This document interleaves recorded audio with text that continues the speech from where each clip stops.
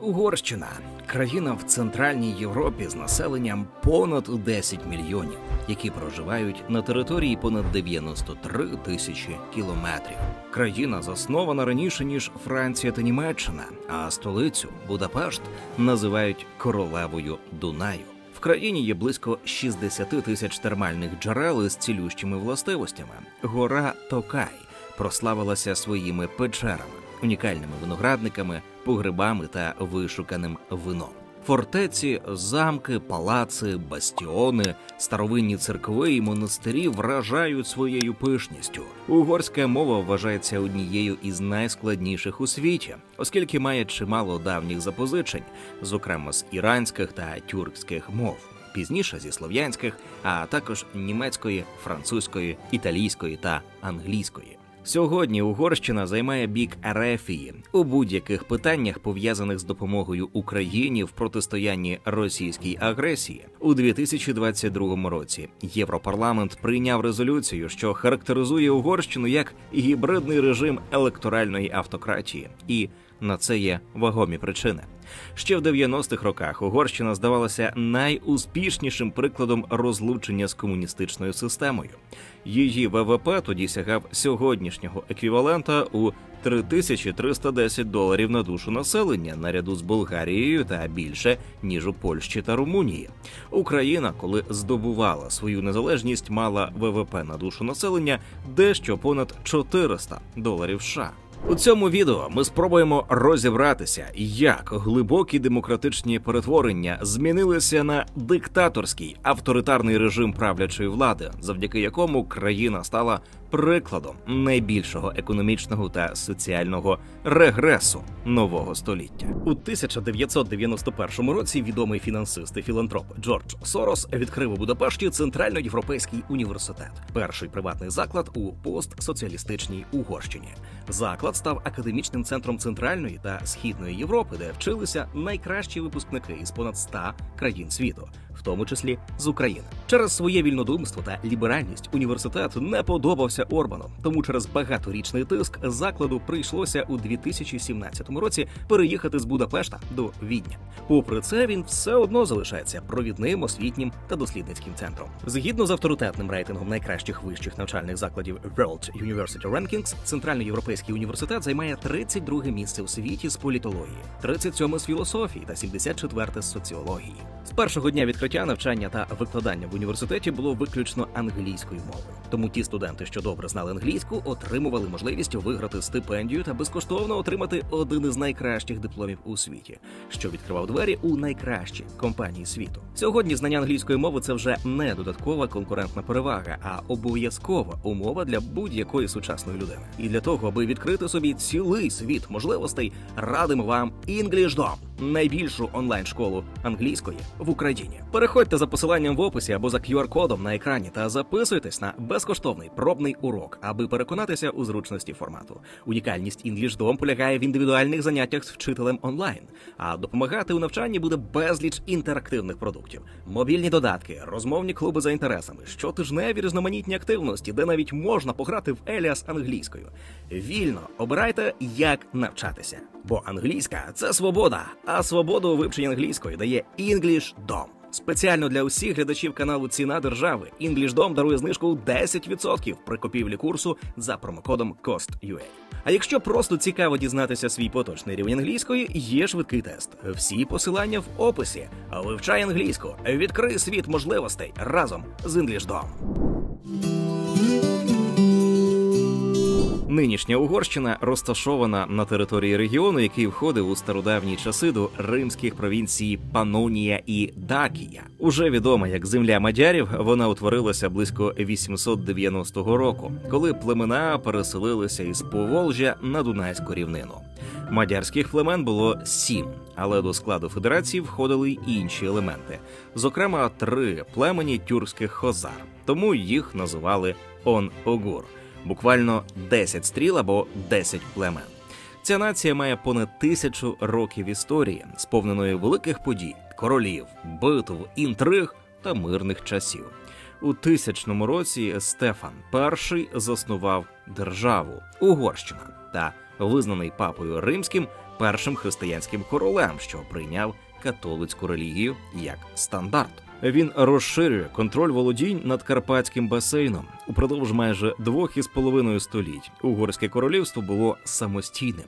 Але монгольське нашестя періоду 1240-1241 років спричинило серйозні руйнування в країні. Половина населення була вбита або вивезена в рабство. Близько 1 мільйона населення було втрачено. Тим не менш, за часів правління династії Арпадів та династії Анджу середньовічна Угорщина процвітала. Під керівництвом Матіаса Корвіна Угорщина стала європейським центром культури відродження, що вважалося прикладом для інших країн.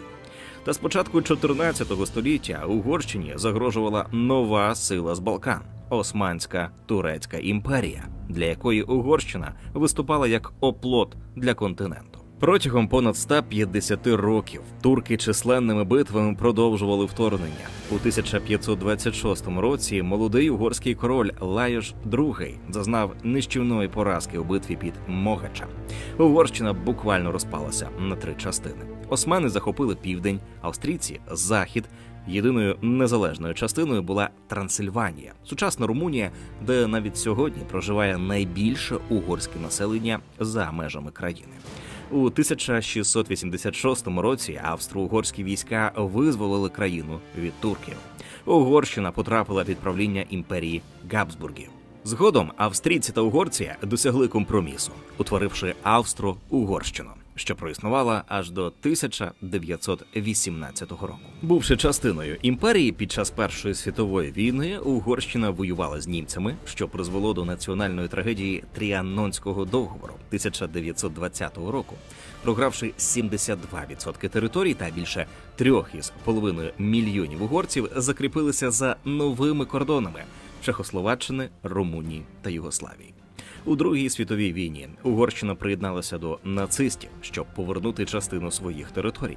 Ситуація здавалася відносно хорошою, оскільки країна не постраждала надто сильно до 1944 року. Але в останній рік війни країна стала полем битви, і нацисти почали депортувати угорську єврейську громаду, зосереджену в основному в Будапешті. 400 тисяч угорських євреїв та ромів депортовано до табору смерті Освенцима. Пізніше стало зрозуміло, що Німеччина програє війну. Угорщина намагалася уникнути капітуляції та перейти на інший бік, але їй цього не вдалося зробити, і зрештою вона програла війну разом з німцями.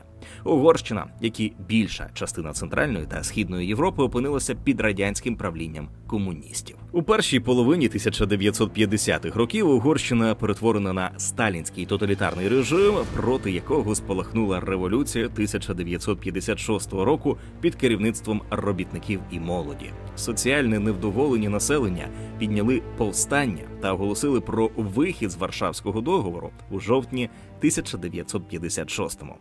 Ця спроба наштовхнулася на масове військове втручання Москви, і радянські війська задушили повстання в крові.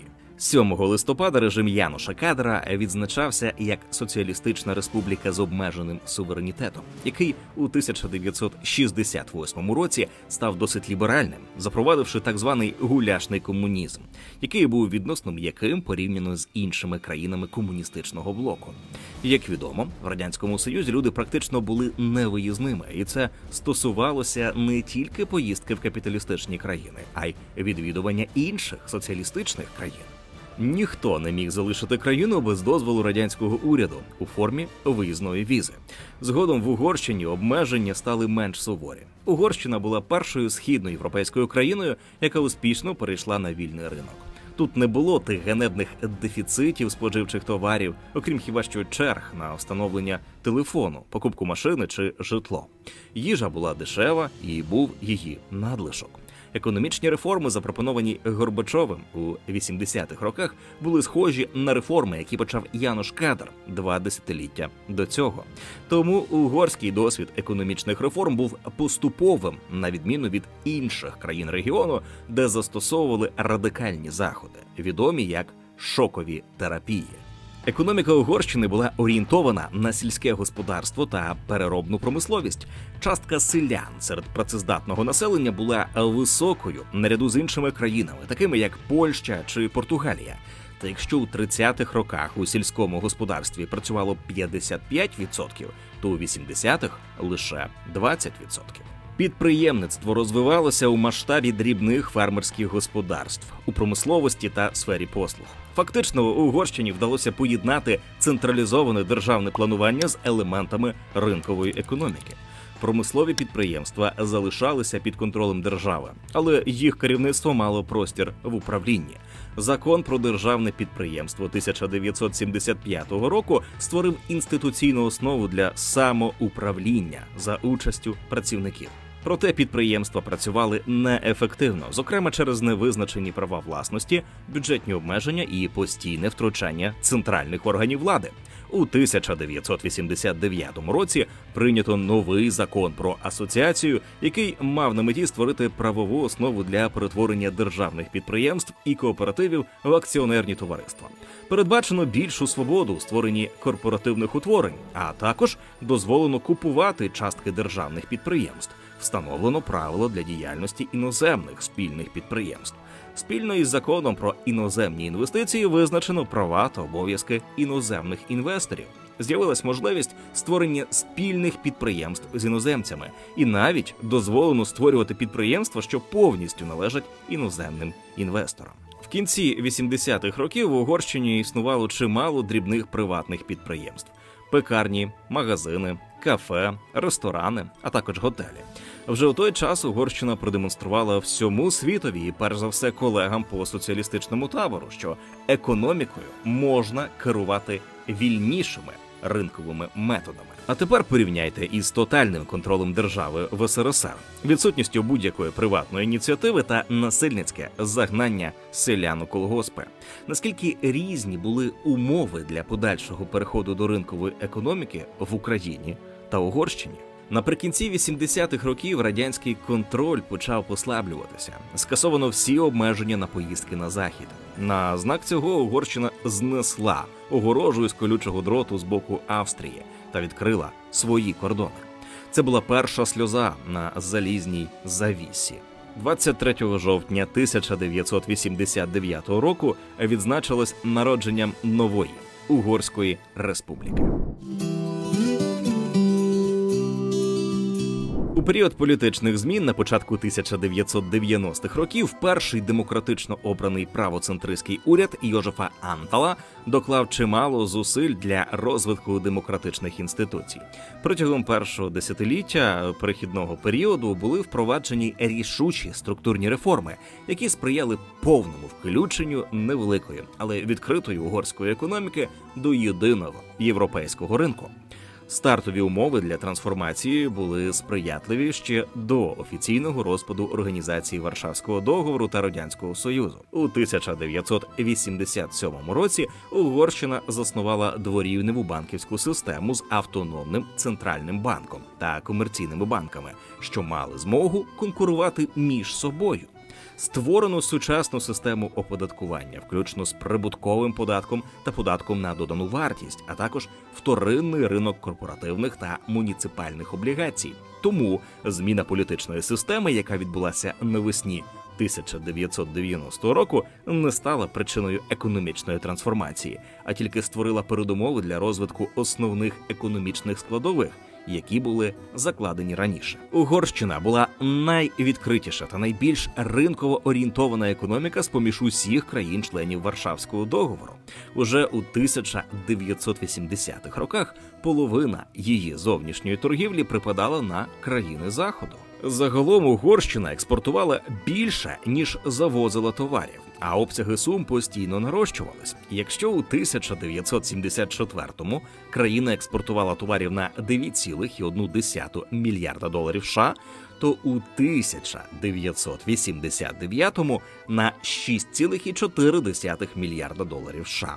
Основні експортні товари – це продукція машинобудування, зокрема транспортне устаткування, хімікати, глинозем, сільськогосподарська продукція та сировина і вироби легкої промисловості. Отже, у 90-х Угорщина переходить від комуністичної держави-сателіта СРСР до капіталістичної демократії. У перші роки після зміни системи проходила інтенсивна законотворча діяльність із формування інституційної бази ринкового господарства. У ці ж роки було здійснено лібералізацію імпорту, цін та заробітної плати. Цікаво, що ці заходи не викликали в Угорщині, на відміну від інших країн регіону, значної інфляції. Найбільший пік інфляції в Угорщині припав на 91 рік – близько 35%, і пояснюється скасуванням державних дотацій на роздрібні ціни. З негативів, що були в Угорщині, це зростання державного боргу. У 1993-му він досягає майже 88% ВВП. Щоб впоратися із цим, уряд розпродає державні активи, створює агенцію з питань приватизації, що зосередило всі державні права власності в одних руках. Це полегшувало для потенційних покупців перемовини з владою. Характерною особливістю для Угорщини є проведення переважно платної приватизації, на відміну від ваучерної, які були в Росії чи Україні, або, наприклад, купонної, як це було у Чехії. Основною відмінністю такої приватизації була платна основа. Держава продавала активи безпосередньо, за гроші. Вже до 1994 року близько 30% підприємств перебували в руках приватних власників з Угорщини, а ще 20% володіли іноземні інвестори. До 1998 року практично всі державні виробництва були приватизовані. Нові закони про банківську, страхову діяльність, управління державною власністю, приватизацію, бухгалтерський облік та звітність, банкрутство та ліквідацію зробили значний внесок у розвиток корпоративного сектору. Помітно зросла частка недержавного сектору – приватного, кооперативного, іноземного. У 1994 році вона становила 55% ВВП. Усі посткомуністичні країни значно постраждали від перехідної кризи виходу з радянської епохи. В угорській економіці падіння виробництва було відносно помірнішим. Згідно зі статистикою Організації Об'єднаних Націй, країна втратила 14% ВВП між 89 та 95 роками. Значно менше, ніж становило падіння виробництва у Росії – 40% чи Україні – 54%.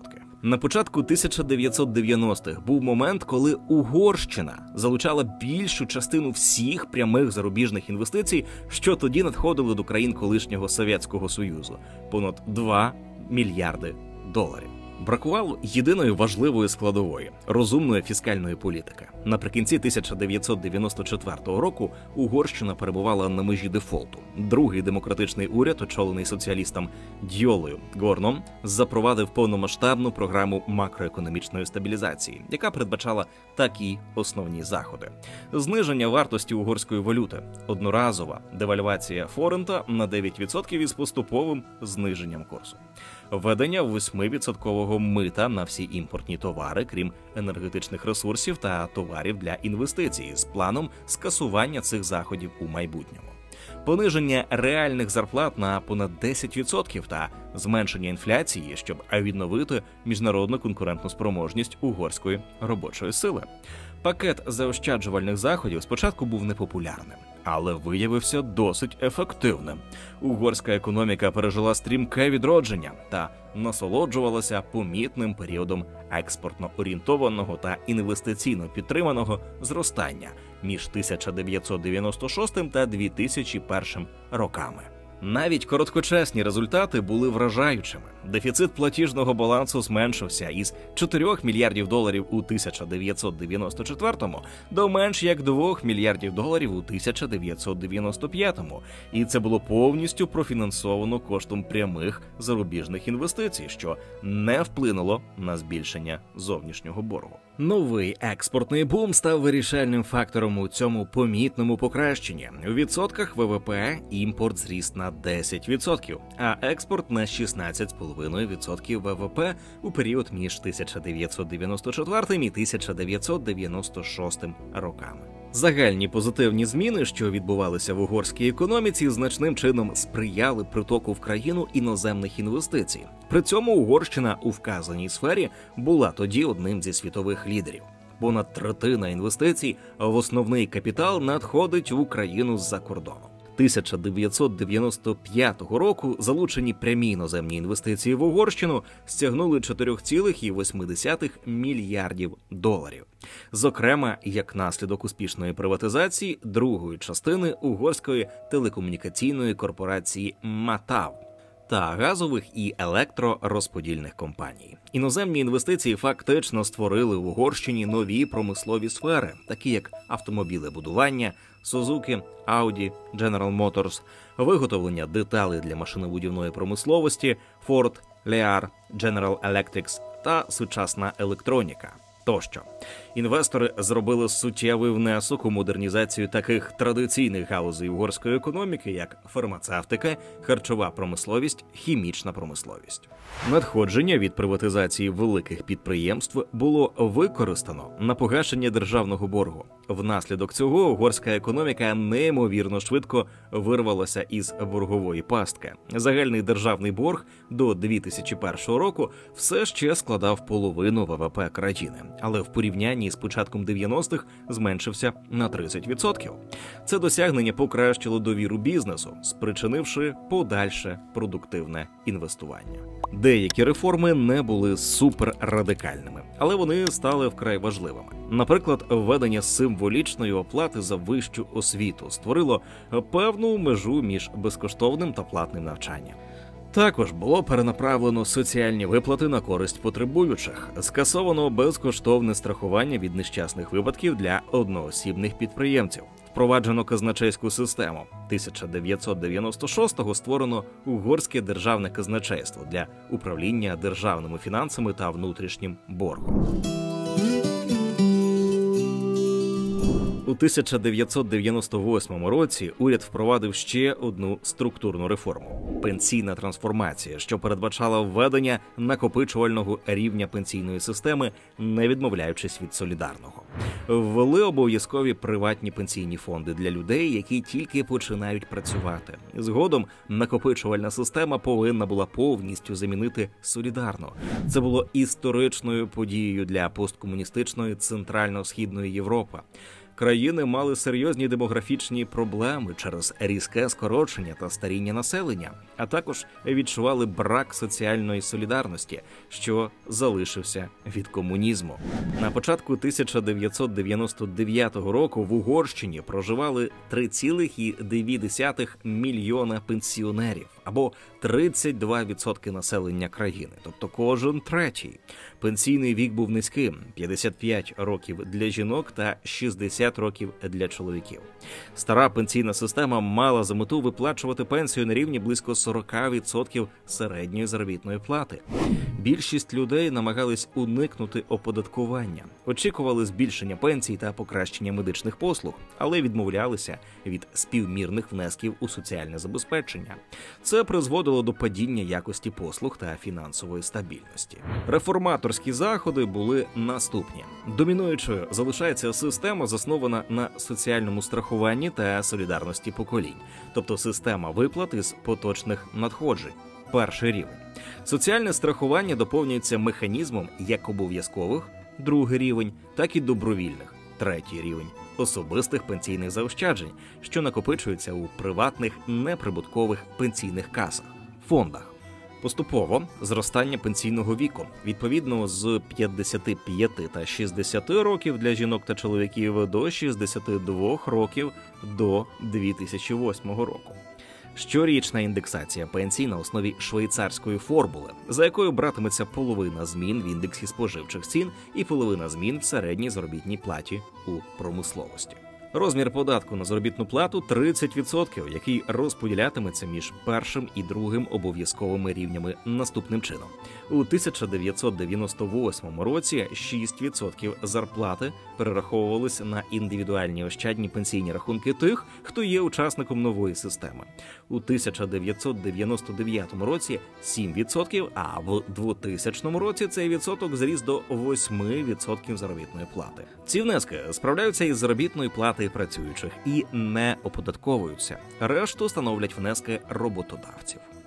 Оподатковується лише частина заробітної плати, що не перевищує 2,5 середні зарплатні.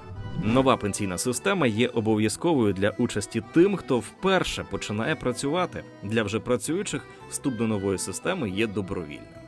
Громадяни почали накопичувати заощадження для майбутньої пенсії, створюючи зв'язок між особистими внесками та майбутніми пенсійними виплатами.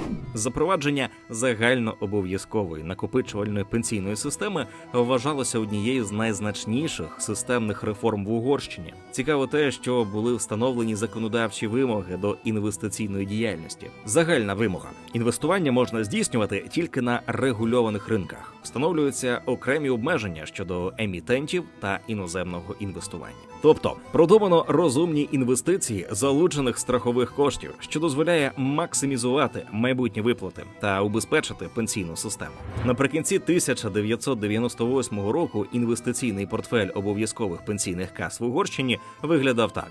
Державні цінні папери – 79%, внески на банківських рахунках і готівка – 11%, акції – 8%, облігації – 2%. З грудня 1993-го в Угорщині з'явилась можливість створювати добровільні пенсійні каси, варіація недержавних пенсійних фондів, які є неприбутковими юридичними організаціями на приватній основі. Вони ведуть індивідуальні рахунки вкладників, проводять збір, адміністрування, управління інвестиціями, виплату пенсій. Такі пенсійні каси створювались як на другому, так і на третьому рівні пенсійної системи. Основне право застрахованих – вільно вибирати пенсійну касу, а також вільно переходити з однієї до іншої. Пенсійні каси пропонують різні види ануїтетів та пенсій, і це забезпечує вибір для страхувальників. Нагляд за касами здійснює державний орган нагляду за пенсійними касами, підпорядкований Міністерству фінансів. На утримання органу нагляду сплачують 0,2% від відрахування з внесків учасників пенсійних кас. Гарантії також передбачені. Гарантійний фонд – попередньо створений фонд, до якого пенсійні каси сплачують до 0,5% з внесків учасників фонду.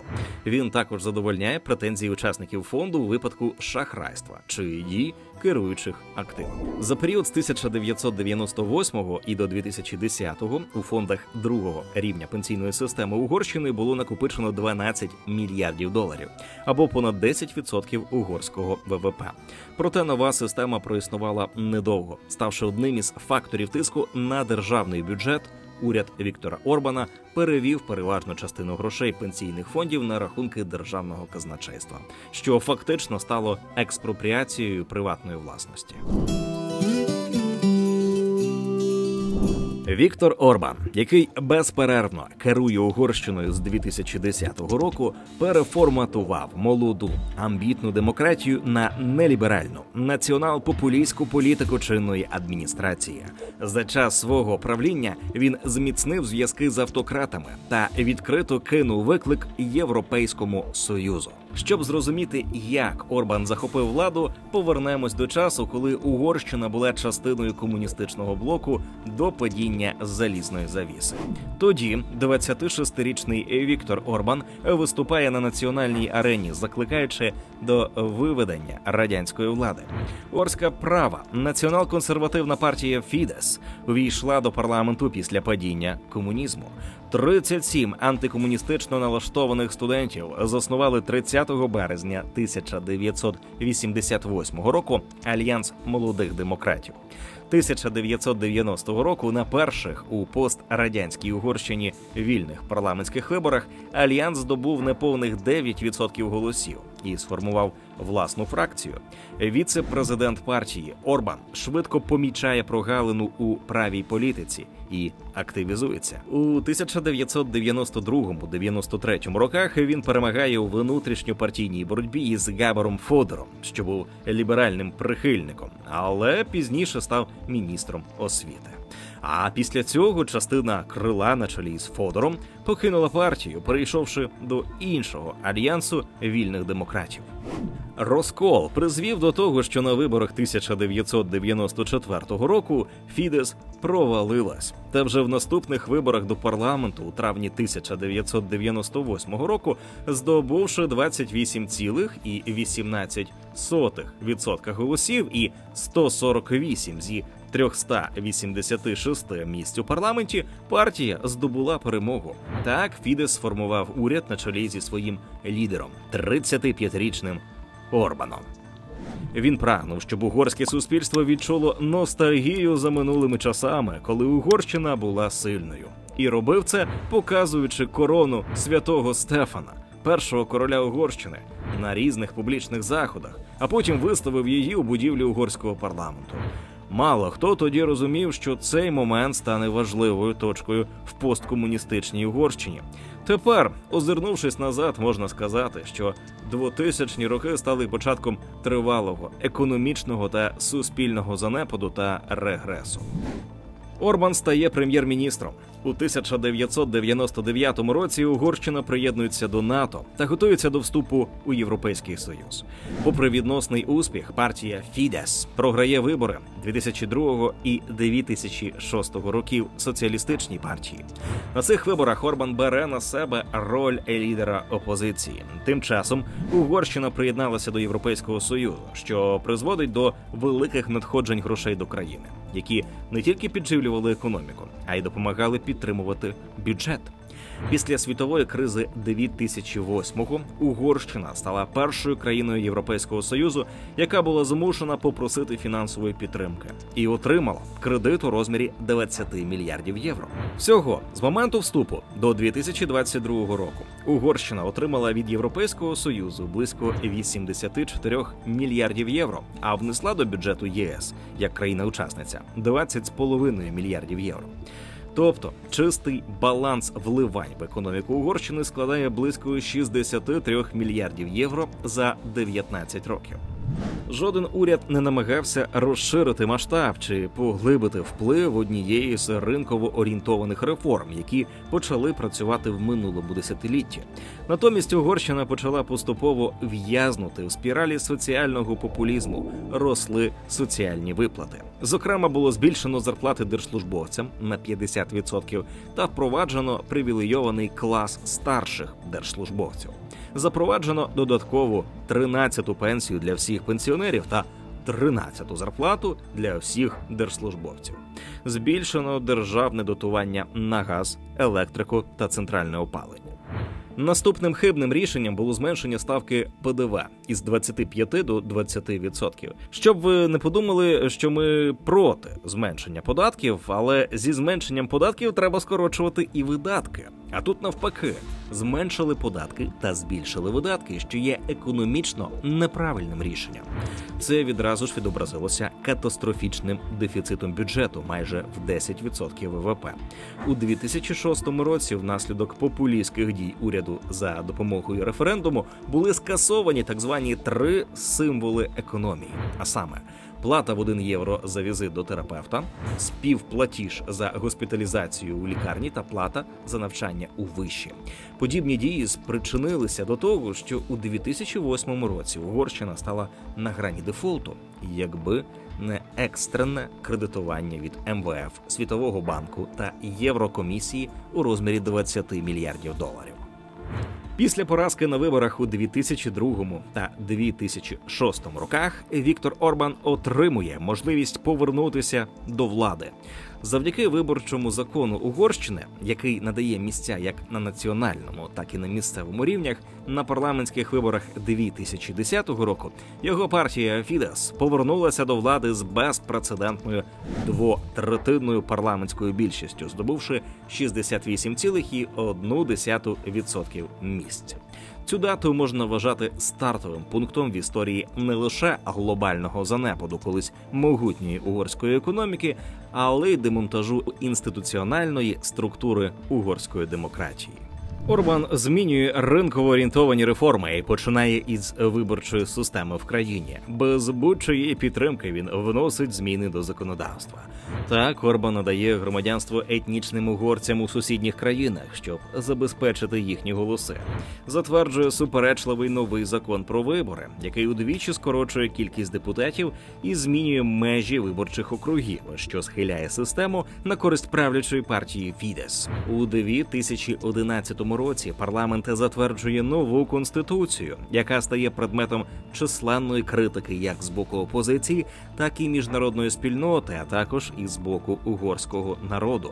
Другий уряд Фідес знищив право приватної власності, націоналізувавши приватні фонди обов'язкового пенсійного забезпечення, створивши штучні монополії у роздрібній торгівлі тютюном, що спотворило ринок. Підірвав права на власність у сільськогосподарській сфері, переписав підручники для початкової та середньої школи, ввів суворе та непропорційне оподаткування у банківській сфері, роздрібній торгівлі та житлово-комунальному господарстві, а також удався до інших заходів, що скерували реформи у зворотньому напрямку. Верховний суд – курія, вищий судовий орган Угорщини, за обсягом своїх повноважень вважався одним із найвпливовіших у світі. Орбан, прийшовши до влади, організував захоплення судової системи. Він змушував старих суддів піти у відставку та замінював їх прихильниками Фідесу.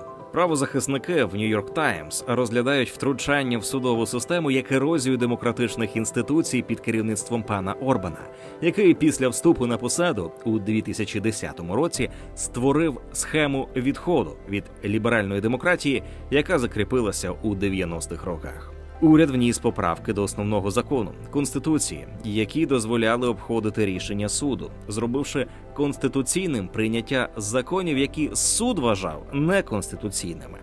Суди втратили свою незалежність у прийнятті рішень з податкових та бюджетних питань. Змінився і сам склад суддів. Попередню систему обрання скасовано на користь нового методу, за якого кандидата обирала партія з найбільшою кількістю делегатів. Ці зміни, а також заміна суддів, які йдуть у відставку непрофесійними суддями з сумнівним політичним підґрунтям, призвели до того, що суд приймав рішення у більшості випадків на користь позиції уряду. Пенсійний вік суддів занижено з 70 до 62 років, що було визнано судом Європейського Союзу незаконним. Уряд переглянув закон про Національну судову раду, наглядовий орган, який здійснює центральне управління судами, а також контролює діяльність голів судових колегій і окружних судів. До його створення управління судами належало міністру юстиції. Зокрема, їй надано право знімати суддів з посад без необхідності обґрунтування. Завдяки надмірним повноваженням звільнено голову Верховного суду Андраша Баки, що обіймав посаду з 1991 по 2008 роки. Національна судова рада перетворилася на інструмент, який дозволяв уряду Орбана посилювати контроль над судовою системою, порушуючи принципи поділу влади та незалежності правосуддя. В результаті таких змін Угорщина значно падає за показниками здоров'я своєї демократії, за індексом верховенства права, який щорічно обраховується World Justice Project. Угорщина знаходиться на 73-му місці у світі з найнижчими факторами обмеження урядових повноважень, відкритості уряду, нормативно-правовому забезпеченні, цивільному та кримінальному судочинству. Нагадуємо, Україна ж по версії цього видання з рейтингом 0,49 у 2023 році знаходилася на 16 сходинок нижче, ніж Угорщина, займаючи 89-те місце у світі. В Угорщині корупція сягнула рівня урядової політики та стала повсякденною практикою в усіх сферах громадського життя. Голова угорської громади у Києві Тібор Томпа заявляє, що в Угорщині найбільша корупція серед країн Європейського Союзу, а всі гроші, які надходять від ЄС, фактично розкрадаються урядом Орбана або спрямовуються в олігархічні структури. І не дивно, адже система правосуддя налаштована під уряд. Індекс прийняття корупції від Transparency International показує, що корупція процвітає. Угорщина розділяє 76-те місце з Кубою, Молдовою та іншими країнами. Однією з найважливіших рис економічної політики Фідес є гуртове відкочування назад ринково-орієнтованих структурних реформ. Одним із перших руйнівних заходів була ліквідація приватних фондів обов'язкового пенсійного страхування. Недержавні пенсійні фонди – це джерело інвестиційного ресурсу та безбідної старості. Значні активи пенсійної системи Угорщини стали привабливими для уряду Орбана. Коли країна перебувала на межі фіскального колапсу, держборг знову зріс до 80% у 2011 році. Бюджетні проблеми були вирішені коштом приватних пенсійних заощаджень громадян. Уряд просто експропріював ці кошти без жодної компенсації. Далі були введені масивні податкові підвищення. Зокрема, гранична ставка ПДВ була піднята до 27%. Це найвища ставка в Європейському Союзі. Навіть попри вилучення активів обов'язкових пенсійних фондів, державний борг так і залишився близьким до рівня 80% ВВП. Іншим заходом була націоналізація активів, що вважалося стратегічним, а по суті, повне згортання попередньої політики приватизації.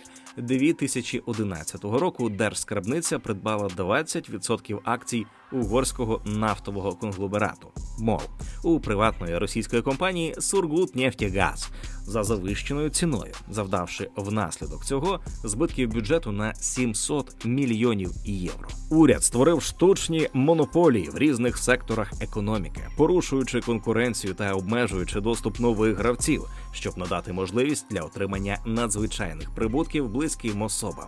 Один із прикладів – це створення нової мережі національних тютюнових крамниць. Під час непрозорої та корумпованої процедури аукціону уряд видав ліцензії на відкриття таких крамниць особам, які мали тісні зв'язки всередині правлячої партії. Також були скасовані довгострокові орендні угоди на державні сільськогосподарські землі з попередніми орендарями та замінені на угоди з особами, пов'язані з урядом, не дотримуючись правил прозорості. Щоб запобігти політичній опозиції, уряд ухвалив каральне законодавство, яке набувало чинності зі зворотною часовою дією.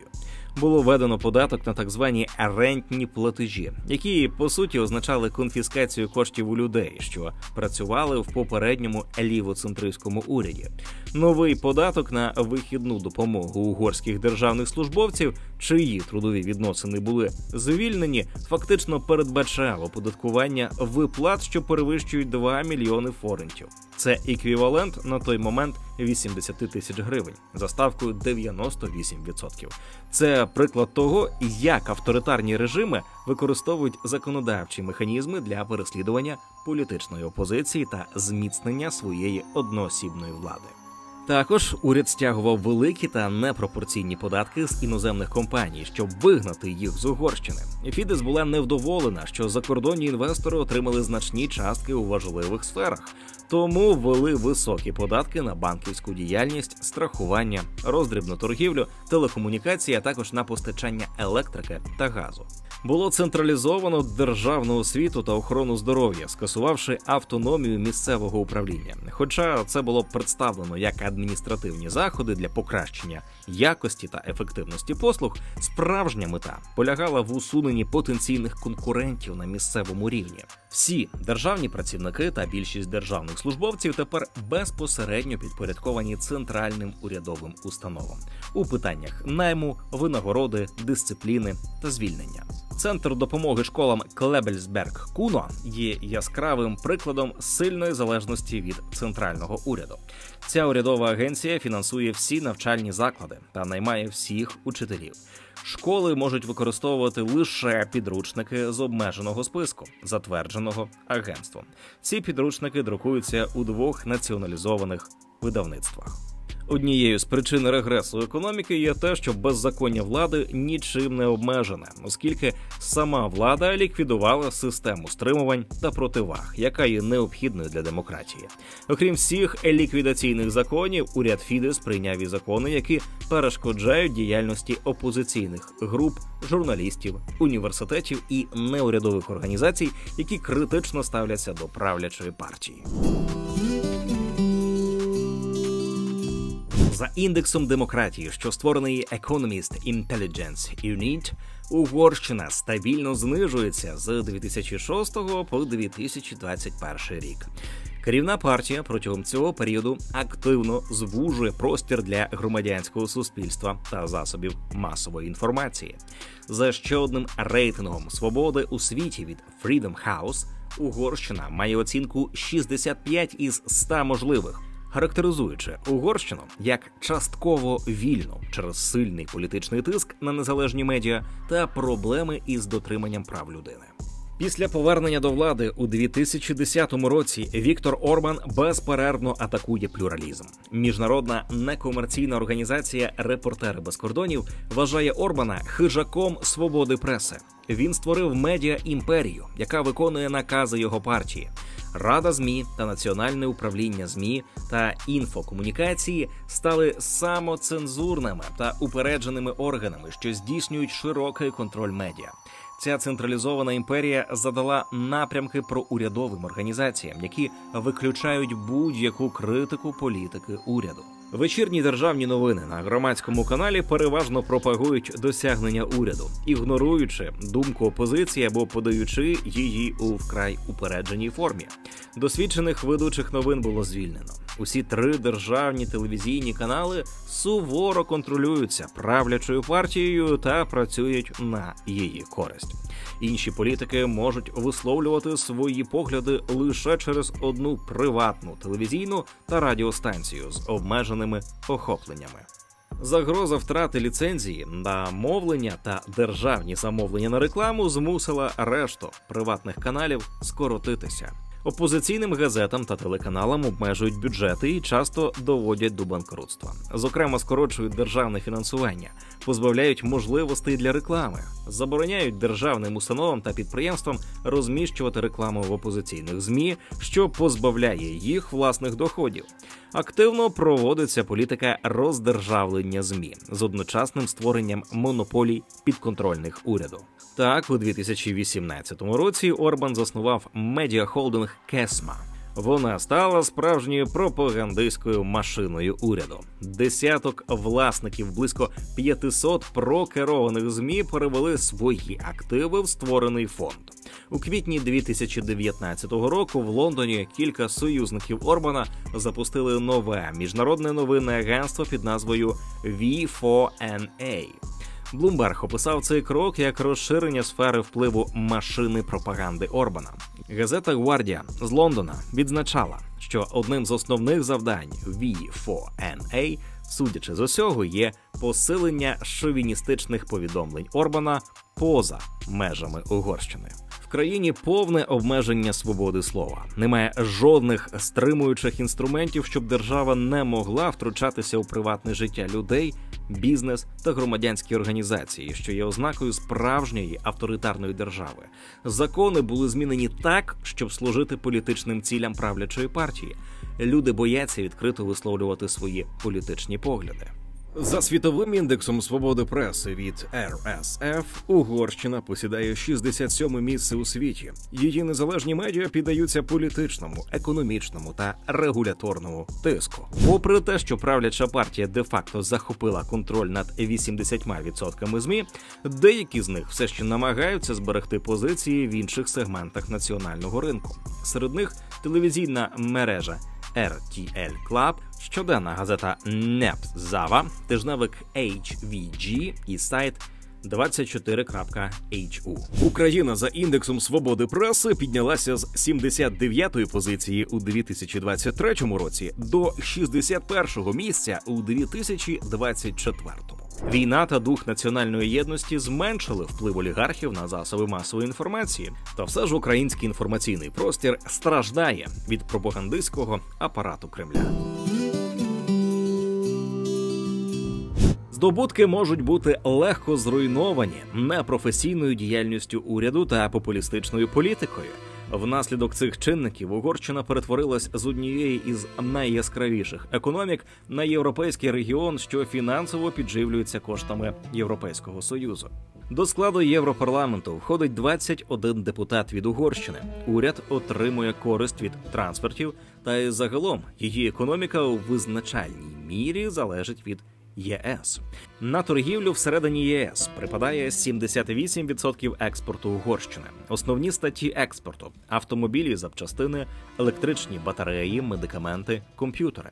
Щороку Угорщина експортує електроніки на 37 мільярдів доларів, а транспортних засобів на 22 мільярди доларів. Разом це становить близько 40% всього експорту країни. Експортними країнами на 2022 рік є Німеччина, Італія, Румунія, Словаччина, Австрія. 71% імпорту Угорщини надходить також з країн-членів Європейського Союзу. Імпортує Угорщина переважно скраплений природний газ, автомобілі, запчастини, електроенергію, що надходять з Німеччини, Китаю, Австрії, Словаччини та Польщі. Найбільш зростаючими ринками імпорту скрапленого газу для Угорщини між 2021 та 2022 роками була Росія, Австрія та Румунія. 6,3% ВВП Угорщини створюють європейські інвестиції. Серед найбільших компаній, які базуються в Угорщині, Audi Hungarian – дочірнє підприємство німецького автогіганта. Угорське представництво щороку виготовляє близько 1,7 мільйона двигунів та 170 тисяч автомобілів, а також вважається одним із найбільших у світі виробником мотоциклів і забезпечує значну частину потреб Volkswagen в електродвигунах. Також свій завод в Угорщині збудував Mercedes-Benz. Щороку він випускає до 200 тисяч автомобілів. Та не дивлячись на це, Угорщина – одна із найбільш дотаційних зон Європейського Союзу. У 2008 році країна скористалася планом допомоги Європейського Союзу для подолання економічної кризи. Загалом Угорщина отримала понад 14 мільярдів євро допомоги платіжного балансу, в тому числі майже 9 мільярдів євро від МВФ і 5,5 мільярдів євро від Європейського Союзу. Угорщина зазнає критики з боку Європейського Союзу. Інституційні реформи, запроваджені урядом Орбана, викликали занепокоєння серед європейських інституцій та держав-членів, особливо щодо функціонування юстиції та медіа. Орбану довелося кілька разів виступати перед Європейською комісією та парламентом, щоб виправдати вжиті заходи. Кілька положень також були предметом розгляду в суді Європейського Союзу. У 2011 році Угорщина попросила другу запобіжну допомогу, який Європейський Союз не надав через дебати щодо незалежності Центрального банку. Зрештою, переговори обмежилися одним офіційним раундом, оскільки Угорщина змогла фінансувати себе через міжнародний ринок і не просила подальшої допомоги. Наприклад, у 2013 році вона залучила 3,25 мільярда доларів США та змогла достроково повернути МВФ усі кошти за угодою стендбай за період із 2008 по 2010 роки. Це еквівалент програми Європейського Союзу для платежу. Із середини 2010-х років Угорщина стабільно отримує фінансування для підтримки платіжного балансу. В країні інфляція одна із найбільших серед країн-членів Союзу. У 2022 році, як і в інших країнах, зростання було зумовлено значним підвищенням світових цін на енергоносії. Та якщо в Україні в умовах розгортання російської агресії та обмеження доступу до зовнішніх ринків інфляція сягнула 20% за 2022 рік, то в Угорщині 14,6% річних в умовах відкритих ринків з грантовою підтримкою та субсидіями від Європейського Союзу. З 2014 по 2022 рік Угорщина використала 11,5 мільярдів євро фінансування з бюджету Європейського Союзу на пряме управління, яке надається безпосередньо Європейською комісією. Хоча загальна сума контрактних зобов'язань складає майже 19 мільярдів євро. Це пов'язано з тим, що деякі проєкти є багаторічними. Так, план постпандемічного стимулювання Угорщини коштує загалом 10,4 мільярда євро на кілька років, або близько 5% ВВП Угорщини. За видами фінансувань переважають гранти. У 2022 році 62% коштів надано у рамках Recovery and Resilience Facility – безповоротна фінансова підтримка. Угорщина отримує великі дотації від Євросоюзу і сильно від них залежить. Водночас Євросоюз має серйозні претензії до Угорщини вже багато років. А 2018 року депутати Європарламенту навіть проголосували за початок штрафної процедури через ризик порушення Україні цінностей Євросоюзу.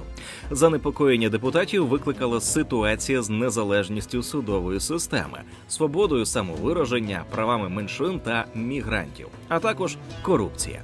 Міністр закордонних справ Люксембургу Жан Ассельборн навіть порушував питання щодо проведення референдуму про можливості викинути Угорщину з Євросоюзу. Але всі ці заходи були марні. Накладенню штрафних санкцій заважала бюрократія, а виключити Угорщину з Європейського Союзу проти волі самої країни взагалі неможливо. Немає такого механізму. Сама Угорщина не мала планів виходити з ЄС, принаймні до 2030 року, допоки заплановані великі дотації Європейського Союзу на стабілізацію економіки Угорщини. В результаті зміни політичного режиму, що працює лише на свою користь, економіка Угорщини змінилася за останні десятиліття, а НАТО трансформувалася, порівнюючи з шаленим розвитком наприкінці ХХ століття. Наслідком катастрофічної економічної політики стало різке падіння міжнародної конкурентноспроможності угорської економіки, що призвело до безпрецедентної стагнації та віддалення від цивілізованих сусідів. Це можна оцінити, порівнявши її показники з рештою країн Центральної Європи та Балтії. До середини 2000-х Угорщина мала другий за величиною після Чехії показник ВВП на душу населення в Центральній Європі – понад $11 тисяч у 2005 році. Впродовж останнього десятиріччя Словаччина, Естонія, Латвія, Литва та Польща перевершували показник Угорщини. Найслабшою ланкою в економіці залишається державний борг, адже за відсутності зростання майже неможливо знижувати тягар, який колись упав з 87% ВВП 1993 року до 51% 2001 року. Та знову зріс до 80% у 2010-х, коли країна перебувала на межі фіскального колапсу. Попри вилучення активів обов'язкових пенсійних фондів, державний борг так і залишається в межах 60-80% від ВВП країни. У Польщі та Румунії співвідношення держборгу до ВВП близько 50%, а в Чехії – 45%. Країни Балтії тримають його ще нижчим. За доходами населення до приходу уряду Орбана в Угорщині середня валова заробітна плата складала $24,3 тисячі на рік, що більше, ніж в Словацькій Республіці, Естонії та Латвії. На 2021 рік показник зріс лише до $28 тисяч.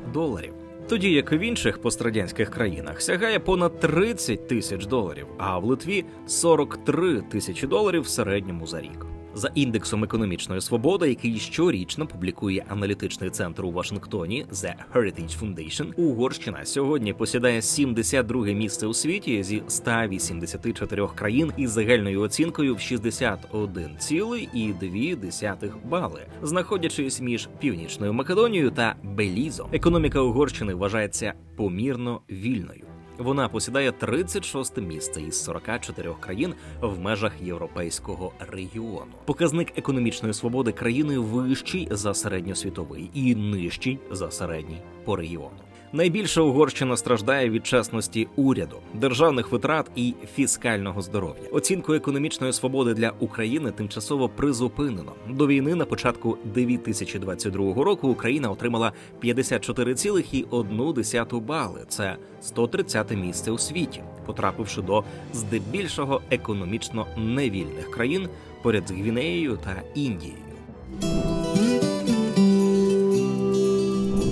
Як ви вже зрозуміли, стагнація і застій є прямим наслідком дій політичного лідера, що безперервно керує Угорщиною з 2010 року.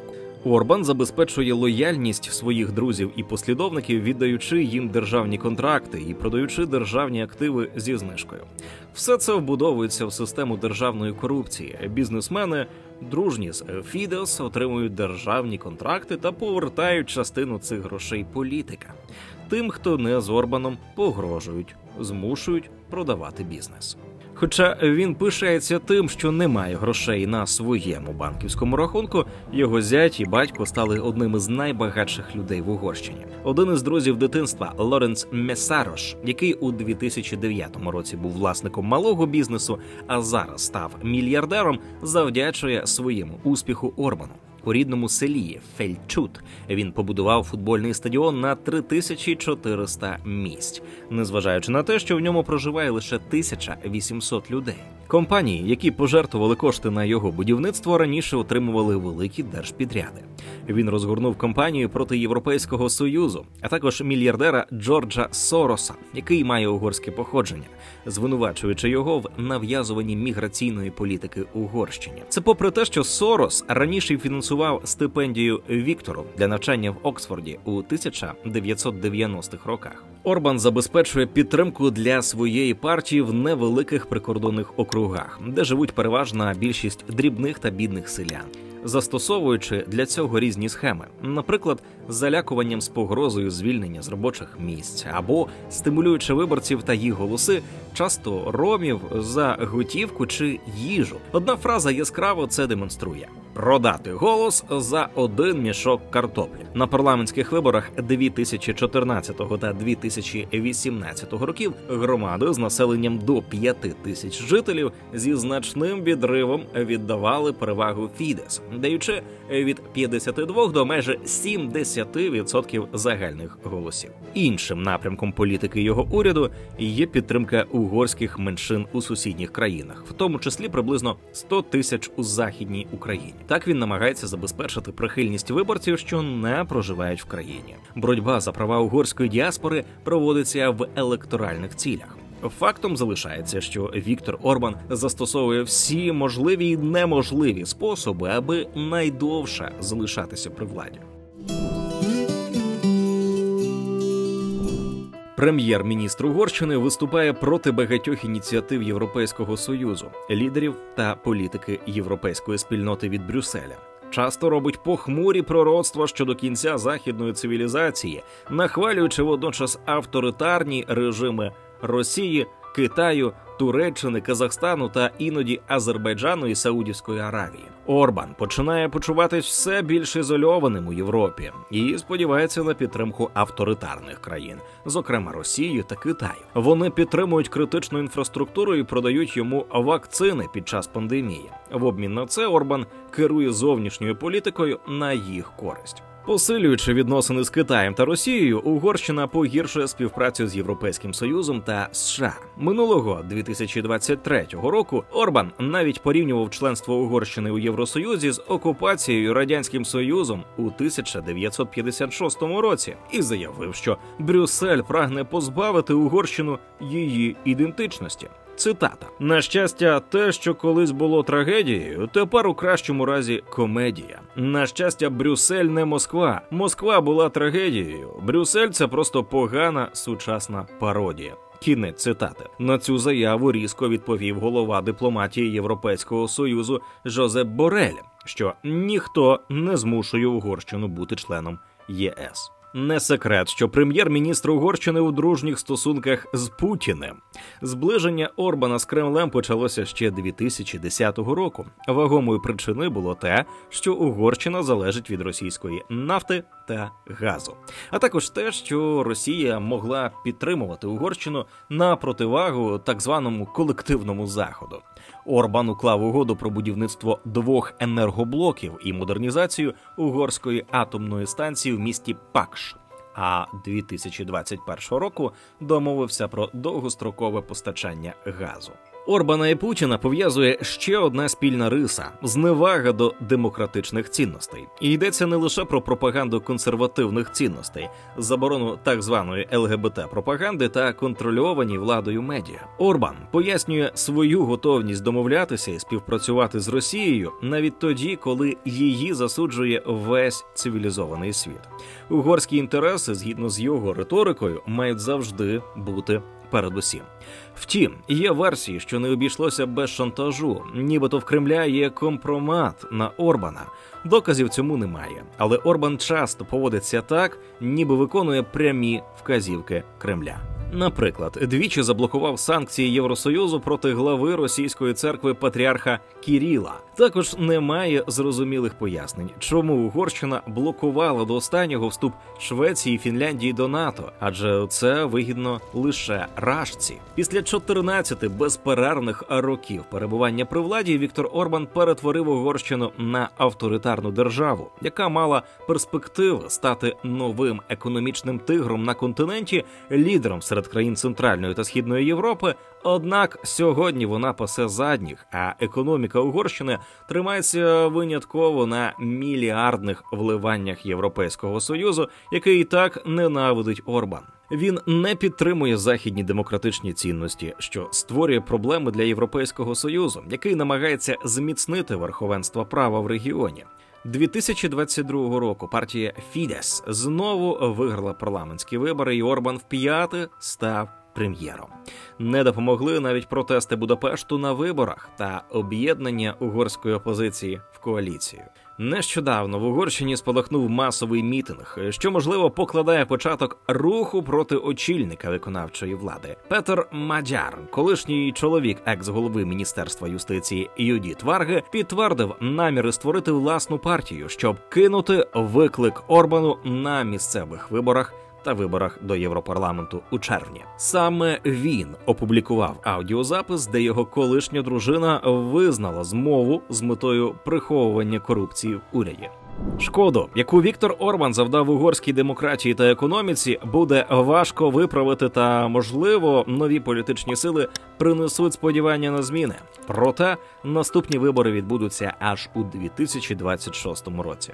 Угорщина була єдиною країною, яка виступала проти фінансування для України на 50 мільярдів євро, а тепер виступає проти використання заморожених російських активів для фінансування потреб під час війни. Очевидно, що через економічні умови та політичне невдоволення угорців проти правлячої влади принаймні частина з них. Однак контрольований урядом Орбана медіапростір та популізм влади забезпечує йому чималу підтримку в політичних рейтингах – до 50% у 2023 році. Чи станеться зміна курсу та повернення до ринкової економіки з функціонуючою демократією, залежить від самих угорців. Україні теж загрожує зазнати стагнації та занепаду, як Угорщині Орбана. Ця загроза називається «Національна стратегія доходів 2024-2030 років», яку розробив Мінфін і втілить, якщо ми не зупинимо його. Нацстратегія пропонує купу шкідливих ідей – від скасування банківської таємниці та права податкової блокувати банківські рахунки без рішення суду до знищення спрощеної системи оподаткування. Докладно ми розповідали про небезпеки стратегії в окремому відео. Щоб цього не допустити, «Останній капіталіст» та «Ціна держави» ініціювали петицію на сайті Кабміну, бо на сайті президента нам 5 разів відмовили про обов'язковий перегляд національної стратегії доходів та залучення для цього бізнесу з громадськістю. Якщо ми не наберемо необхідні 25 тисяч голосів, то це дасть зелене світло Мінфіну на впровадження свого злочинного документу. Перейдіть за посиланням в описі та проголосуйте, а ще розішліть посилання по своїм друзям, родичам, колегам і сусідам. Інакше Україна перетвориться на економічний відстійник, і перспектив жити тут не буде. Ютуб-канал «Ціна держави» дякує нашим патронам, спонсорам на Ютуб, жертводавцям та тим, хто купив нам кави. Без вашої щедрої підтримки цього каналу не існувало б. Якщо ви іще нас не підтримуєте своєю гривнею, то можете це зробити. Посилання в описі. Це відео було створено завдяки підтримці Atlas Network. Думка авторів відео не обов'язково має збігатися із Atlas Network. Підтримайте поширення якісного україномовного відео від ціни держави. Підпишіться на канал, залиште коментар під відео та поставте вподобайку.